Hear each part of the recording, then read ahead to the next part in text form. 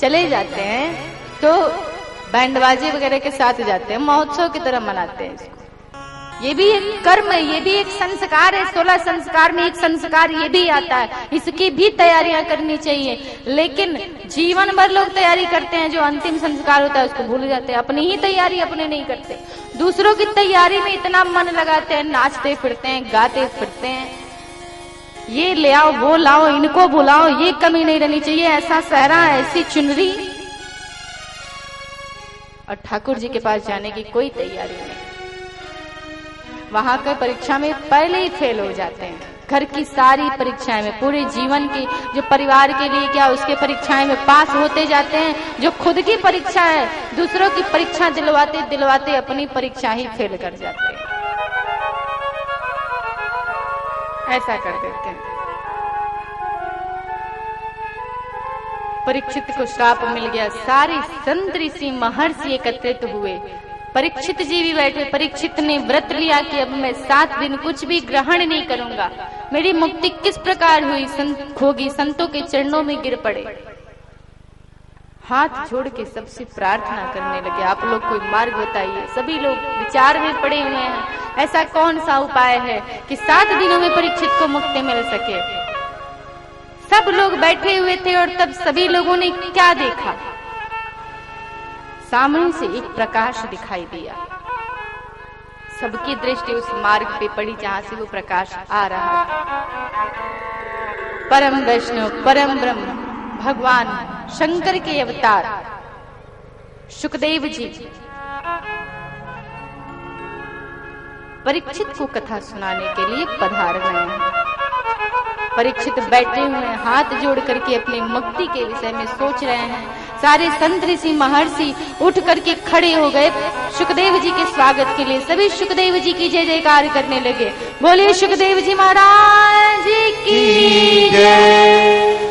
सब शुकदेव जी की जय जयकार करने लगे, सब प्रसन्न हो गए। सबने परीक्षित से कहा, परीक्षित अब तुम चिंता मत करो, अब कोई संदेह नहीं है तुम्हारी मुक्ति में, तुम्हारी मुक्ति अब अवश्य होगी। शुकदेव जी आते हैं, बैठते हैं, परीक्षित शुकदेव का पूजन करते हैं। शुकदेव जी का कहते हैं कि आपको तो सब मालूम है। शुकदेव जी कहते हैं, परीक्षित तुम चिंता न करो, अभी तो 7 दिन है, अपनी मुक्ति की चिंता न करो। मैं जो कहने जा रहा हूं बस उसे मन लगा करके सुनो। ठाकुर जी से प्रेम करोगे, ठाकुर जी में मन लगाओगे तो तुम्हें अपनी मुक्ति की चिंता नहीं करनी पड़ेगी। फिर तुम्हारी मुक्ति की चिंता तो वो ठाकुर करेंगे, तुम तो बस उनसे प्रेम करते जाओ, उनकी चिंता करते जाओ, उनके विषय में जितना हो सके सोचो, ठाकुर जी की जितना चिंतन हो सके करो। जब तुम ठाकुर जी का चिंतन करोगे तो तुम्हारी चिंता करेंगे ठाकुर जी। मैं जो कह रहा हूं मन लगा करके सुनो। और शुकदेव जी परीक्षित को कथा सुनाना प्रारंभ करते हैं श्रीमद् भागवत महापुराण की।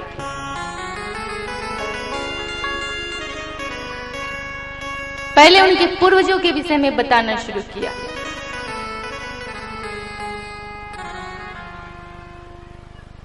तुम्हारे पूर्वजों पे अतिशय प्रीति थी भगवान श्री कृष्ण की।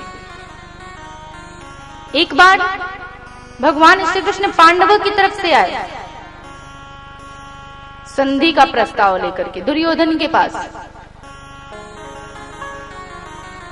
दुर्योधन, पूरे नगर को सचवाया दुर्योधन ने।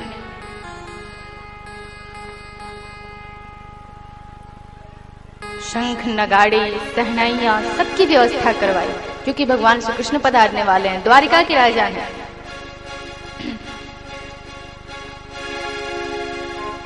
विदुर जी थे, विदुरानी जी थी। विदुर जी भगवान के परम प्रेमी भक्त थे, जो 12 वर्षों तक सिर्फ साग खा करके और प्रभु की आराधना करते थे। विदुर जी और विदुरानी जी दोनों लोग। जब भगवान श्री कृष्ण पधारने वाले थे तो विदुरानी जी ने कहा विदुर जी से कि क्या हम ठाकुर जी के दर्शन कर सकते हैं।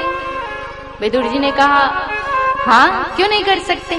प्रभु पधारेंगे, रथ यात्रा होगी तो हम तुम्हें लेकर के चलेंगे ना, जब प्रभु की रथ यात्रा निकलेगी तो तुम्हें दर्शन कराएंगे।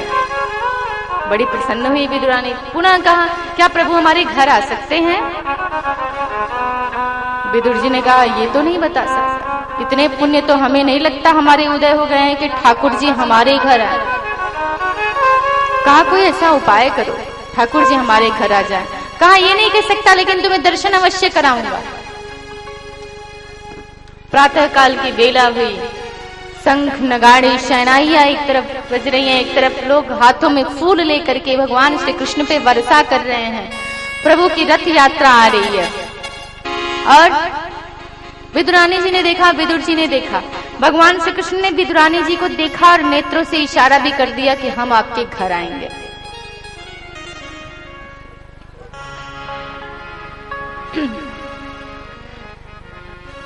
लेकिन विदुरानी जी प्रभु के इशारे को समझ नहीं सकी। ऐसा वर्णन आता है श्रीमद् भागवत महापुराण में कि 12 वर्षों तक यदि एक ही मंत्र का उच्चारण किया जाए हृदय से या एक नियम का पालन किया जाए प्रभु के लिए, तो प्रभु का साक्षात्कार किसी न किसी रूप में अवश्य होता है।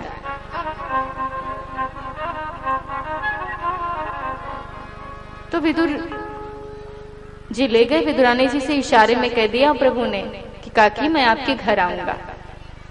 विदुरानी जी नहीं समझ सकी। और यहाँ जब भगवान श्री कृष्ण आए, दुर्योधन ने बहुत तैयारियां कर रखी थी। दुर्योधन ने स्वागत किया भगवान श्री कृष्ण का उठ करके। प्रभु ने जब ये तैयारियां देखी तो दुर्योधन से कहा कि तुम मेरे स्वागत की इतनी तैयारियां क्यों करते हो?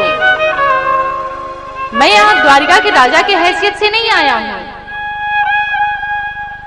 मैं तो यहाँ पांडवों का दूत बन करके आया हूँ और दूत की जैसे स्वागत सत्कार करना चाहिए वैसा करो। दुर्योधन ने कहा कृष्ण आप भाई भाई के झगड़े में क्यों पड़ते हैं? रही बात पांडवों को भूमि देने की, तो सुई की नोक रखी जा सके उतनी भी भूमि में देने वाला नहीं है। दुर्योधन ने कहा आप भाई भाई के झगड़े में मत पड़े, आपके लिए 56 प्रकार का भोजन बना है, कीजिए और विश्राम कीजिए। भगवान श्री कृष्ण मन ही मन विचार करने लगे, नहीं मैं इसके घर का भोजन नहीं ग्रहण कर सकता। क्यों? क्योंकि व्यक्ति के जीवन में भोजन का, पानी का, भूमि का बड़ा प्रभाव पड़ता है। जैसे श्री रामचरितमानस में एक कथा आती है, भगवान श्री राम और लक्ष्मण जी दोनों लोग एक बार जा रहे थे वन के मार्ग से। एक स्थान पर लक्ष्मण जी बैठे हुए थे तो उनके मन में ये भाव आ गया कि वनवास तो भगवान राम को हुआ है, फिर मैं क्यों आया? मैं अयोध्या में होता, कम से कम इतना आराम तो मिलता मुझे। यहाँ 14 वर्ष तक वनवास में रहूंगा मैं इनके साथ। अनेकों प्रकार की दुर्भावना आने लगी भगवान श्री राम के प्रति लक्ष्मण जी के मन में। राम जी समझ गए कि लक्ष्मण के मन में मेरे प्रति दुर्भावना आ गई। जब वहां से जाने को हुआ तो राम जी ने लक्ष्मण जी से कहा कि लक्ष्मण जरा यहाँ की मिट्टी साथ में ले लेना।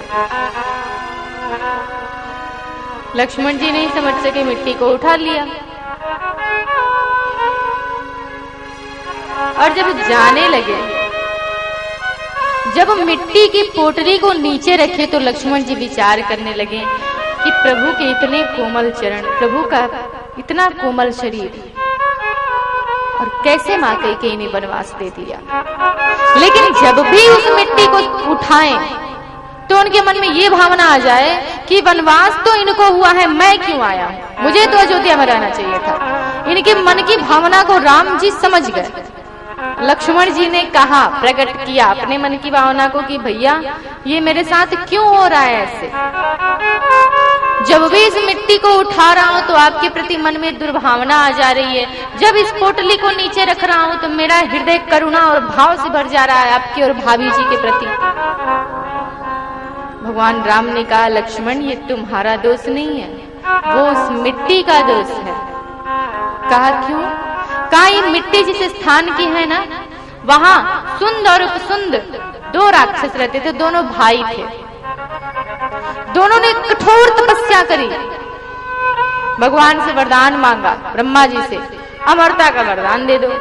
ब्रह्मा जी ने जब ये वरदान नहीं दिया तो उन्होंने कहा ठीक है, तब दूसरा वरदान ये दे दीजिए, हम काहू के मरे ही न मारे, हम किसी और के मारने से न मरे, यदि हमारी मृत्यु हो तो दोनों भाई आपस में लड़ करके ही मरे। ब्रह्मा जी ने कहा तथास्तु। इसके पीछे भी इनका गणित था, ये विचार किए हम आपस में लड़ेंगे नहीं तो मरेंगे क्यों, और दूसरा यदि लड़ेंगे भी तो विजेता बाहर का क्यों होगा, हम आपस में ही विजेता रहेंगे। वरदान मांगा। अब दोनों को ऐसा लगा कि हम अमर हो गए हैं, लगे आतंक मचाने। सारे देवी देवता आपस में देखे भाई अब इनको कैसे इनका नाश किया जाए, इनकी मृत्यु कैसे होगी। तो दोनों के बीच में एक अप्सरा को भेज दिया। वो अप्सरा आई, उपसुंद ने देखा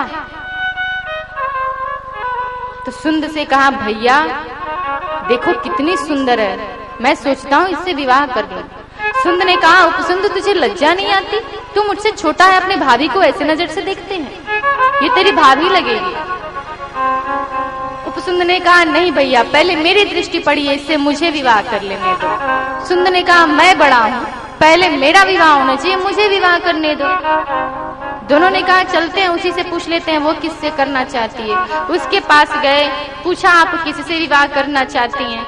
उसने कहा तुम दोनों आपस में युद्ध करो, जो विजेता होगा मैं उससे विवाह कर लूंगी। दोनों बेचारे भूल गए कि हम वरदान क्या मांगे हैं, आपस में लड़ना शुरू किया और इस स्थान पे उनकी मृत्यु हो गई। तो मरते समय दोनों के मन में एक दूसरे के प्रति दुर्भावना थी, और ये उसी स्थान की मिट्टी थी जो लक्ष्मण जी के हाथ में थी।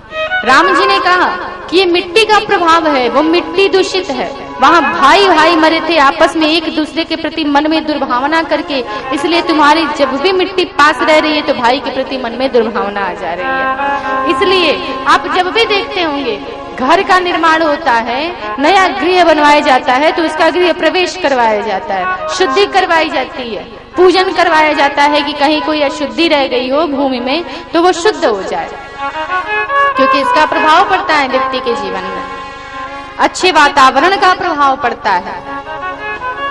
आप कभी मार्ग में जाते हैं, कोई बगल में आ जाता है अपरिचित, तो आप झुंझला जाते हैं, उससे कोई परिचय नहीं, फिर भी आप मनी मन असुविधा महसूस करने लगते हैं, कहां से आ गया, कौन आ गया। कभी कभी ऐसा होता है मार्ग में जाते हैं, कोई अपरिचित ही है आ जाता है तो आपके मन को बड़ी शांति मिलती है, ऐसा लगता है कि ये कौन है, मन में इच्छा होती है जरा पूछते कि कहां से आया है, कौन है। क्यों? क्योंकि उसके अच्छे गुण आपको प्रभावित करने लगते हैं। और जब आपको झुंझलाहट होती है तो बगल में जो होता है उग्र स्वभाव का होगा तो वो आपको प्रभावित करने लगता है, भूमि का प्रभाव पड़ जाता है, व्यक्ति का प्रभाव पड़ जाता है। आप देखते होंगे ना देवी देवताओं की जब तस्वीर देखते हैं तो उसमें क्या देखते हैं, मस्तक के पीछे गोल सा घेरा देखते हैं। वो उनके मस्तक के पीछे नहीं होता, वो चारों तरफ होता है, जो प्रत्येक व्यक्ति के चारों तरफ से निकलते हैं उसको कहते हैं निगेटिव वाइब्स, पॉजिटिव वाइब्स। हम जैसे सोच वाले होते हैं वैसे ही सोच हमारे दिमाग से निकलते हैं और अन्य लोगों को भी प्रभावित कर देते हैं। संसार के लोग सोचते हैं कि संत कौन है, जिसके पास जा करके मन को शांति मिले वही है संत। लोग सोचते हैं संसार में कौन महात्मा है, तो जिससे देखकर याद आए परमात्मा वही है महात्मा। जो महात्मा के वेश में है वही महात्मा नहीं होता है। सिर्फ महात्मा तो किसी भी वेश में मिल जाते हैं। महात्मा न स्त्री होती है न पुरुष होता है, महात्मा तो लोग विचार से होते हैं, बुद्धि से होते हैं। तो भगवान श्री कृष्ण विचार करने लगे, इसके घर का अन्न खाऊंगा, जैसा खाए अन्न वैसा हुए मन, जैसे पिए पानी वैसे निकले बानी। ये कुबुद्धि है, इसके घर का अन्न खा के मेरी भी बुद्धि दूषित हो जाएगी। प्रभु जाने लगे। दुर्योधन ने कहा प्रभु भोजन कर लीजिए, लेकिन नहीं किया। द्रोणाचार्य ने कहा कृष्ण कहीं तो भोजन करेंगे, हमारे घर चलिए। उन्होंने कहा नहीं, हम आपके घर भी नहीं जाएंगे, हम तो विदुर जी के घर जाएंगे, अपने काका के घर।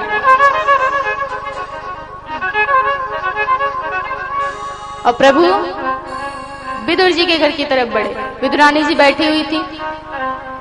विदुरानी जी ने कहा कन्हैया का कोई भरोसा नहीं है, कब चला है।